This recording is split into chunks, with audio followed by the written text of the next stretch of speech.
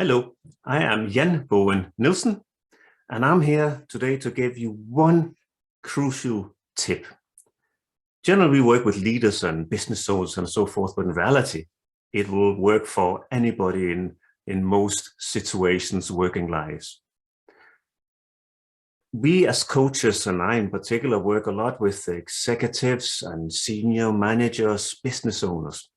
And one of the things we really regularly end up helping them on is how to optimize their time, how to prioritize better, how to be more effective, how to have more impact. And of course, in today's world where there's so many things happening around and there's a lot of pressure, and that means that it can be stressed, feel overworked, overwhelmed, work-life balance is out of balance, so to speak. And it could also be a positive thing, as in they have now set themselves a new business ambition or personal ambition. They want to change something for the better, make a difference, a legacy they want to leave, for example. And both of them require them to start to find some time in their calendar to reduce some of the things they're doing today to enable other activities to take place, to get them nearer their personal ambition, their goals.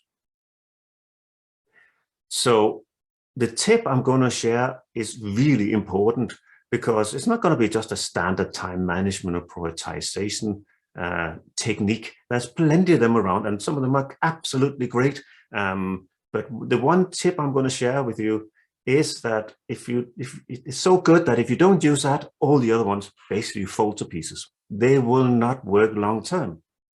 So what's the one thing you need to do? You basically need every single week to find 1 hour, just 1 hour. And in that hour, you stand back from your busy life, working life, private, whatever you're doing. You stand back and you reflect. You think about what's working, what's not working, and you plan ahead.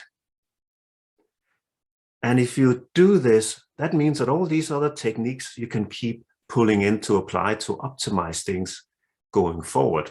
But if you don't do it, you'll just fall into the habits you have, fall into the routines you already have, and that time will not come to you that you need to do things. So you might have to work more hours rather than actually just get more out of the working hours you have already committed yourself to.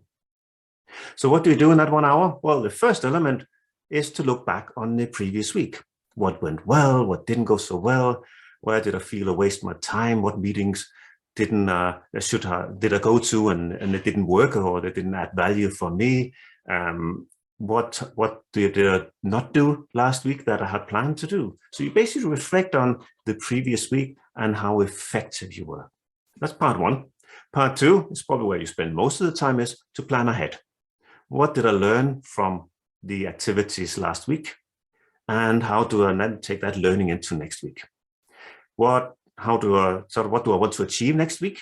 So if you have what did I learn, what do I want to achieve, then look at what's already scheduled in and planned in for next week. It might be meetings that is planned in, activities that others have asked you to do.